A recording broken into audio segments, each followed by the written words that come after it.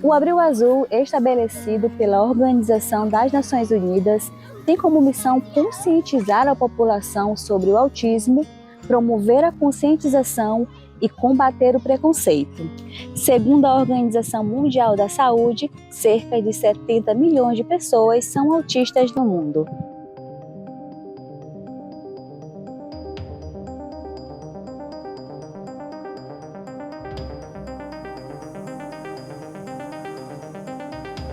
O meu trabalho voltado para o público infantil, antes da gente atender uma criança, a gente precisa ter noção da história de vida dessa criança.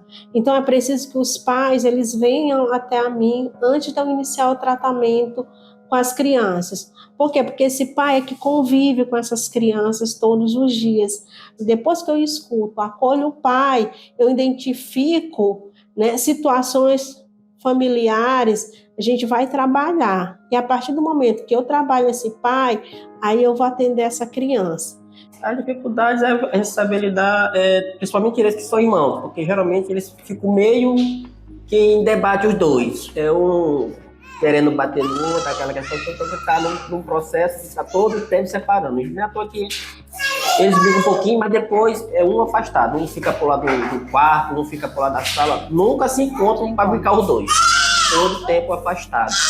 Quando essa criança ela nasce, aquela criança idealizada, não vem da forma ideal, da forma que foi idealizada por esses pais, vai viver o processo do luto. E quando o ser humano ele entra no luto, vem a negação, para poder vir a aceitação. Então ele vai negar que aquele filho dele tem alguma dificuldade, tem alguma limitação. Para mim, assim, foi bem difícil, né, aceitar, porque para nós mães, nenhuma mãe quer ter um filho com alguma limitação, né? E aí para mim foi bem difícil, né? Eu lembro que eu meio que quase que entrei em depressão, né? Eu chorava muito, olhava para ele, não, meu filho não quero, Deus.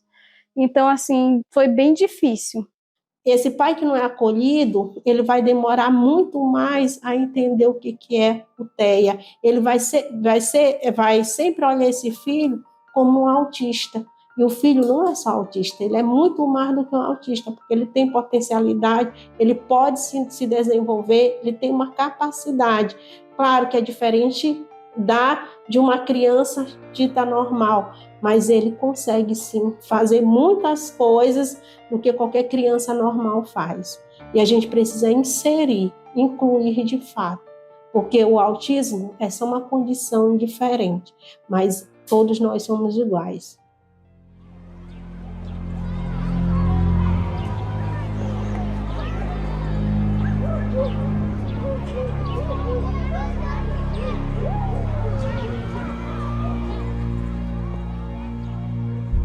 Na área da educação, a CEMED tem investido em seletivos para atender a demanda da educação inclusiva.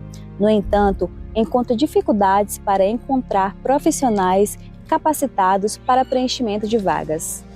A gestão, né, está investindo nesses profissionais. Você fez um seletivo para que realmente essas salas fossem, né, cobertas pelos esses profissionais, só que nós não tivemos tanto êxito, porque só 3 profissionais foram classificados, mas ele está em busca de contratar mais profissionais assim que seja, porque nós sabemos que a carência é grande no nosso município, né? E é difícil a outra pessoa vir para cá para fazer esse trabalho.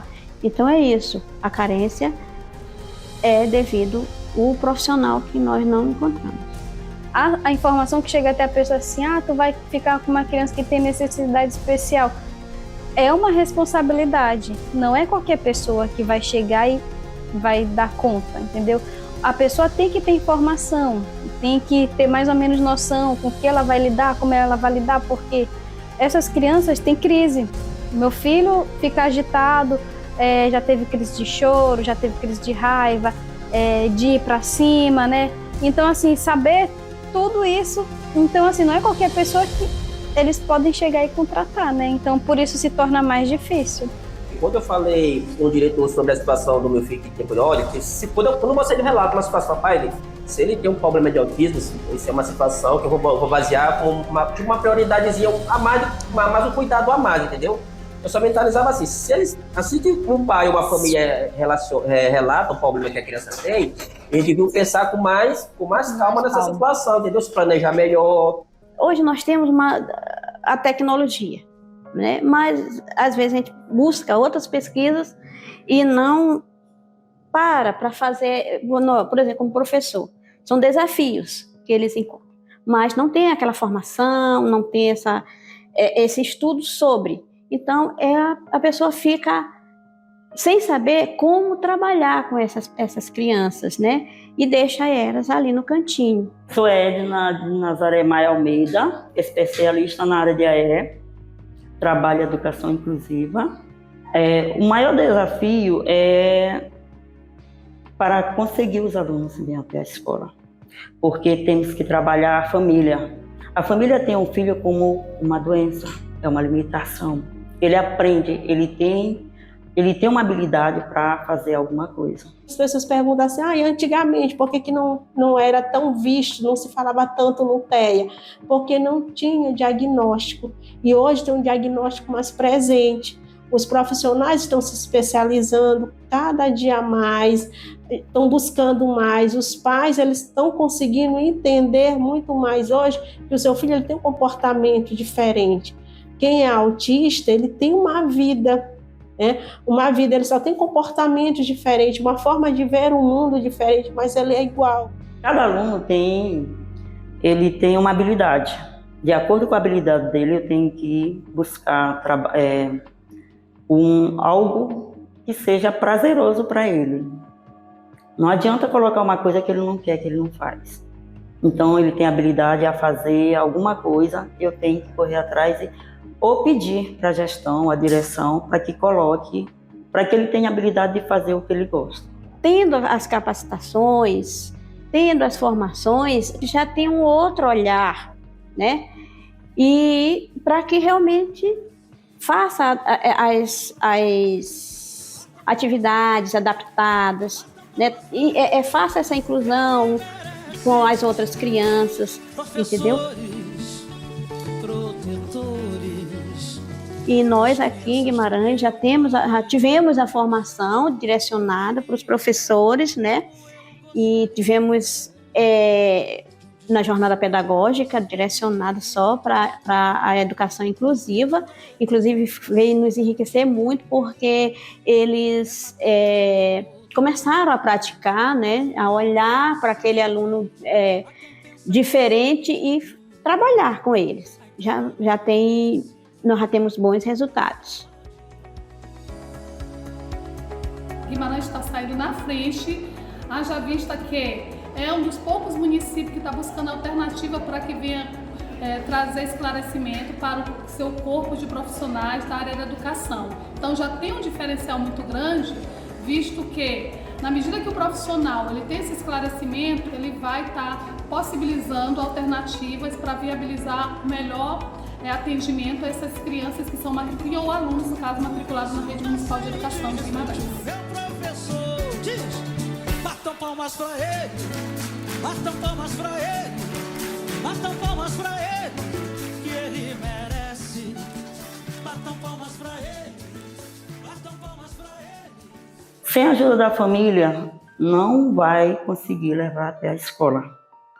Até porque ele passa a maioria do tempo em casa, com os pais.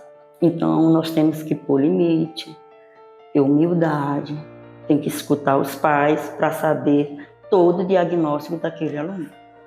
Às vezes, ele é prejudicado pelo fato do pai, a família não ter conhecimento da limitação do aluno e ele leva para o lado que seja normal.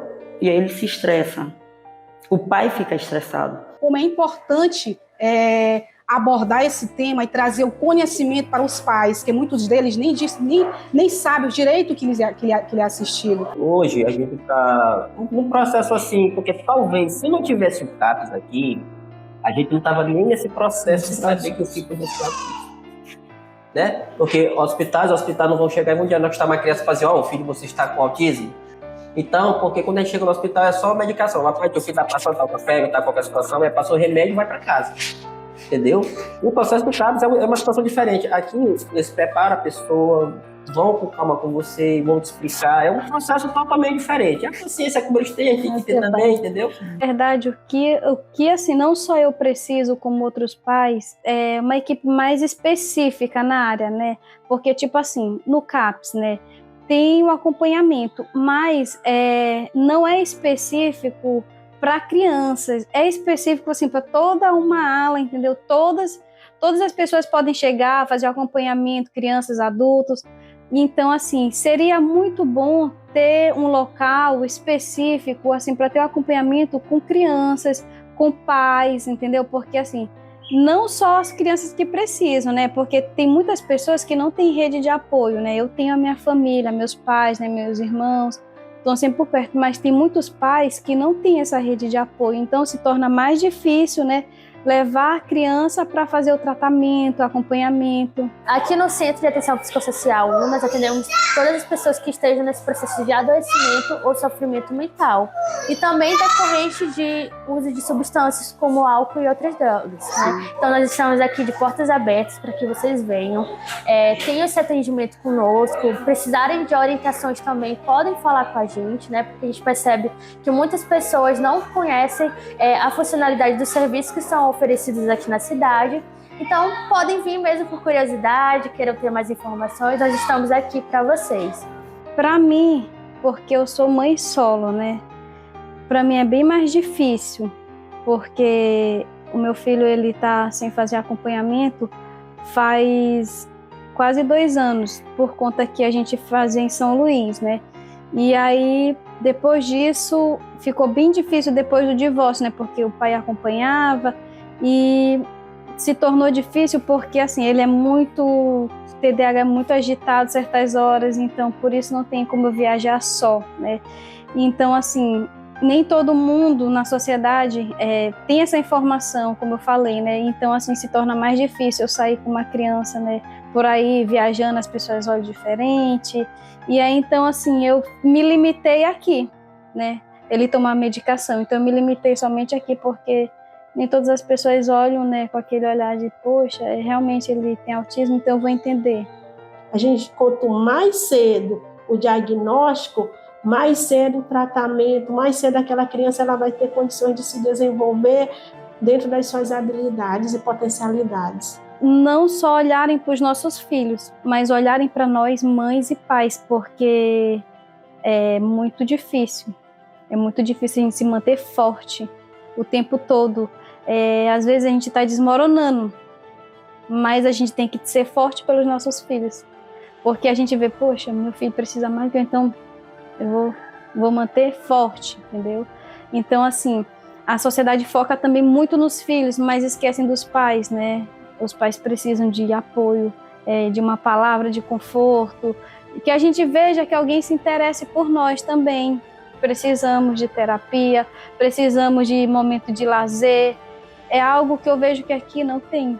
É muito importante que a gente, quando fala em TEA, a gente não olhe só o TEA, a gente olhe para esses pais também, que os pais eles precisam desse acolhimento.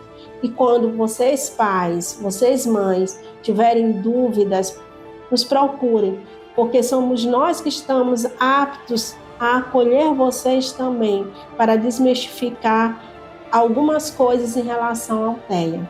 E não vejam os seus filhos só como autistas, vejam ele muito mais do que um autista. Sabemos dos desafios da conscientização e das melhores formas de inclusão. No entanto, já avançamos bastante e com o apoio das famílias, da saúde, da educação, do Ministério Público e com todos os órgãos de proteção, iremos avançar muito mais. Mas a mensagem que eu quero dizer é o seguinte, eu só quero que eles tenham com eles, contratem as crianças, como se fosse um filho deles, entendeu? Não se fosse uma criança não quer. Porque toda criança já está dizendo, criança é criança, você está entendendo? Se você não tiver um fundamento com uma criança boa, você vai ter conteúdo. Porque uma criança, ela não mentaliza, não escolhe direito, faz tudo, a espontânea vontade, que a criança é um gênero curioso. Então, as pessoas que hoje veem uma situação dessa, no qual a gente está passando hoje, não tem paciência, entendeu? Porque as coisas não é do jeito que a gente quer, como a gente pensa, entendeu? Então é isso que tem para falar. Que as pessoas abraçassem mais essa causa, né? Que as pessoas se tornassem mais conscientes, que olhassem com um olhar mais de compaixão, não de pena, né? Porque não é necessário a gente ter pena dessas crianças, nem dos pais, mas de amor, porque quando a gente tem amor, a gente consegue refletir, a gente consegue fazer coisas, né, que não sejam obrigado. Então essa é a minha mensagem para as pessoas, para a sociedade, que estejam amor no coração, com seu próximo, né? Principalmente um olhar não de julgamento, mas assim um olhar de amor, porque as pessoas julgam, né? Olha uma criança, deve ser birra, o pai não sabe agir, a mãe não sabe corrigir, não sabe educar, não, mas às vezes a criança está ali tendo uma crise, né? E não sabe identificar, então assim, um olhar de amor, às vezes um gesto, né? Já aconteceu do meu filho tá tendo uma crise na rua, às vezes a gente sair e alguma pessoa chegar, pega esse bombom, não chora, Levi, não faz isso, entendeu? Conversa, então aquele desmonta. É o amor, né? O amor, ele desmonta as pessoas, né? Então essa é a minha mensagem, que as pessoas tenham amor ao próximo.